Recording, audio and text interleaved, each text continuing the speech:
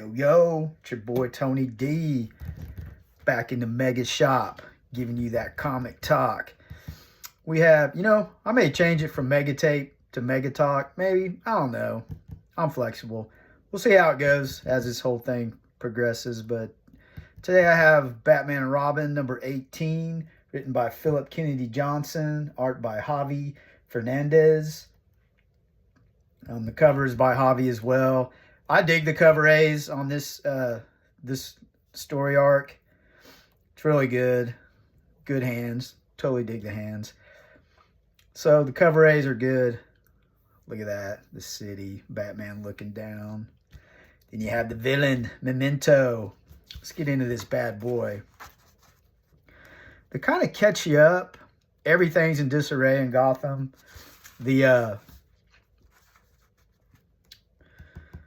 You have the Penguin warring it out with another faction. I believe it's Tiger Shark. So they're going after each other. The police are in the mix. All because of this Memento character is causing all this chaos. And previous issues, we find out the Memento character, he's using a drug called Gravedigger's Poppy. And it's a powerful hallucinogenic. The Scarecrow is helping him out. That should kind of get you caught up. There's also part of the story arc. Batman was in London at the time, learning from a Professor Bly. He was a detective there, teaching him and a lady named Laura Lautrec. And they were students there learning, and Memento, there was a murder there, and Memento was part of that. And they think they caught Memento, and he's gone. They think he's dead. You keep hearing that, but obviously there's somebody coming around. It's a good detective story. You don't know if it's the original killer. You don't know who the original killer is. So it could be the original. It could be a copycat. You just don't know. I like detective stuff in my Batman comics. But right now they're in the middle of chaos, and he's recruited Jason Todd to help out. And this is really good art. Really good. I love that. So you have Jason Todd helping out, like, yeah, it's Tiger Shark and the Penguins. Yeah, just started a mob war. Memento did. What's cool about this, the talking they do between each other is really important as far as the story goes. But right now, Batman is still under the influence of that Gravedigger's Poppy. And see what he's seeing there? Like, that's awesome. He's seeing Jason Todd when he was killed. Death in the family style. Good stuff. So he's still seeing stuff, but he's still fighting. Jason Todd kind of noticed it too. But Batman's doing his thing. This is pretty action-packed. I love it. Then he shoots off his grappling hook there.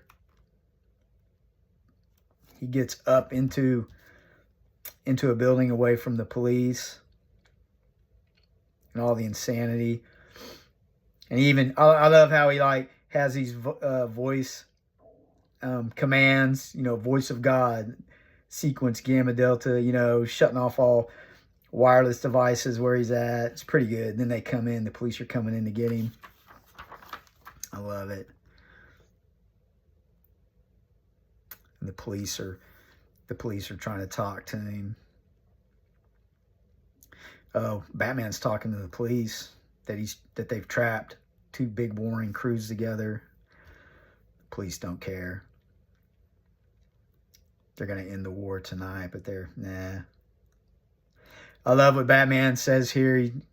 He mentions their Metropolis accent. It has that absurd nursery rhyme cadence that make you all sound like children. That's hilarious. So yeah, he strings up their leader there. Yeah, he drops him in water. It's good stuff. So now your two Lautrec and Robin, they're in Scarecrow's little lair. He has all his little poisons and all his stuff in there. And Robin, or Damien, I like to call him Damien, just keep who it really is. There's so many Robins. He finds this monkey that they've been experimenting on, obviously.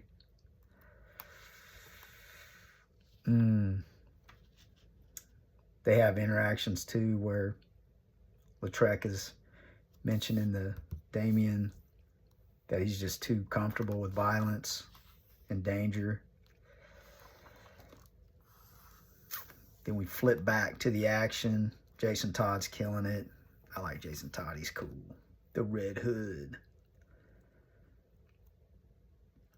He mentions a thing called a Harvey Night that all the Robins have been through. I thought that was a good touch. And Batman's asking him, what's a Harvey Night? And it's something that each Robin witnessed or went through, a situation that just shakes them up, maybe permanently. So I really like that from the writer. And, they're kind of arguing about it, like, Jason Todd, of course, he isn't too big on the Robins because of what happened to him. Talking about how Damien could quit. We're talking about Nightwing right here. Maybe he would quit, but Batman is mentioning that Gotham needs a Robin.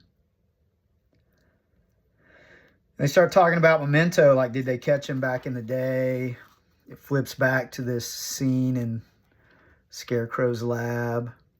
They find some writings that seem to be very important to who this really is, and that's revealed later on. Yeah, this monkey screwed up. Man, that's just whack. Robin kind of takes to the monkey. They talk about Atticus Blythe. That's the professor that was teaching them.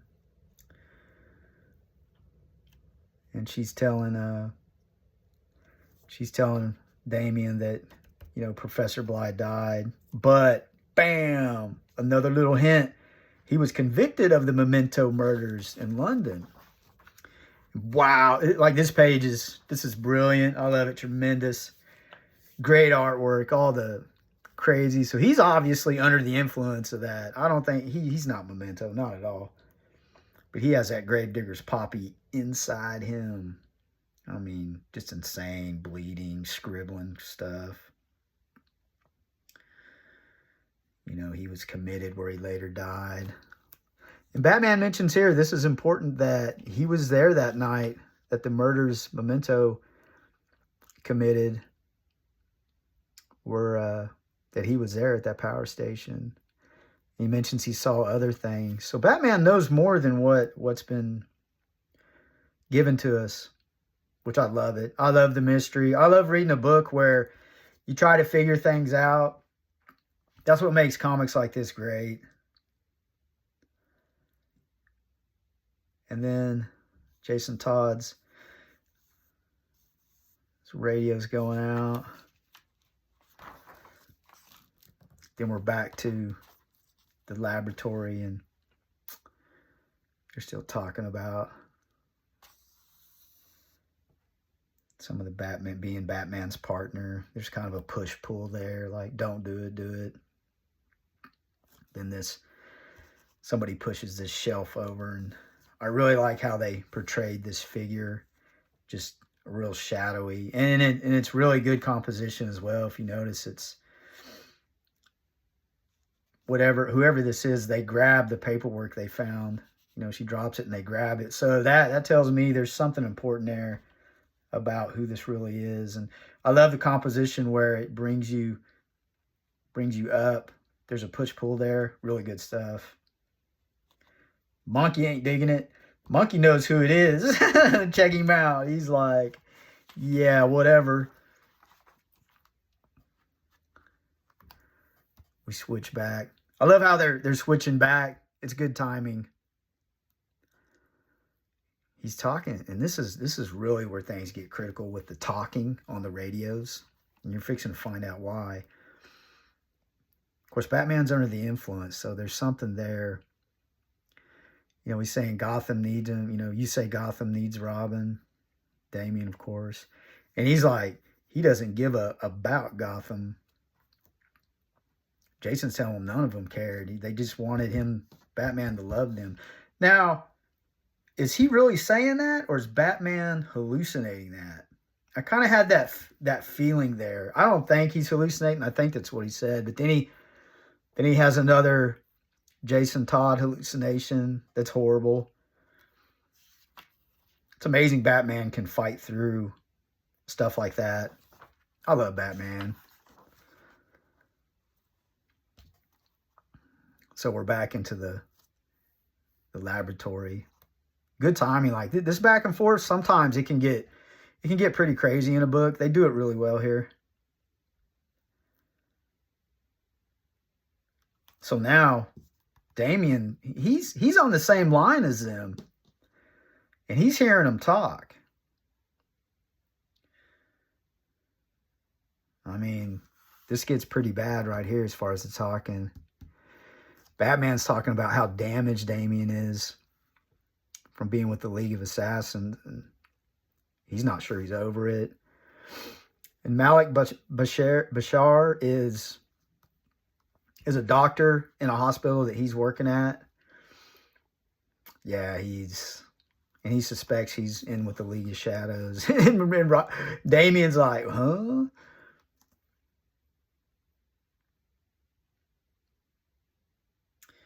Yeah, there's a push-pull there. Jason's talking about maybe that doctor's seeing something positive in him. And boy, this really stings Damian. He's talking about how he's capable, but you know, based on tests and grades and metrics, he's unremarkable at best. That is, man, you unremarkable. That, I wonder if that's from the influence of that Gravedigger's Poppy. Wow. So Robin got an earful of that. You know that's stinging. Yeah, he's just like, he takes the earpiece out. He's done with him. After hearing that, he's over. But he doesn't hear this. Damian stands to be the best of us. He didn't hear that. Isn't that how life is? You always hear the bad. Wow. Yeah, he's talking about how Damian came for Batman. This is really, really good. So they get out of what they were in. They're done with all that. See, Batman's still hallucinating.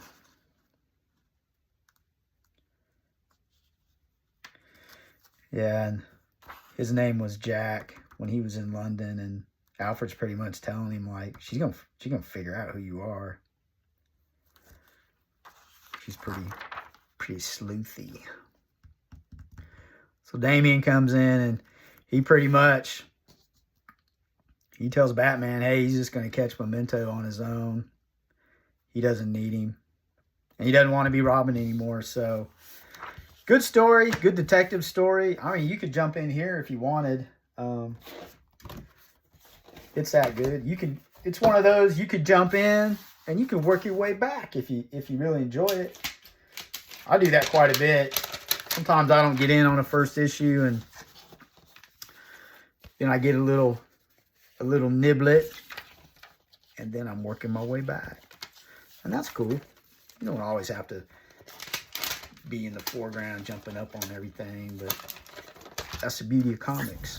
You get what you get. You buy what you like. Hopefully this gives you a little taste. But yeah, totally dig my Batman comics with a lot of detective work. Good stuff. And you know what to do. Outro. Get it!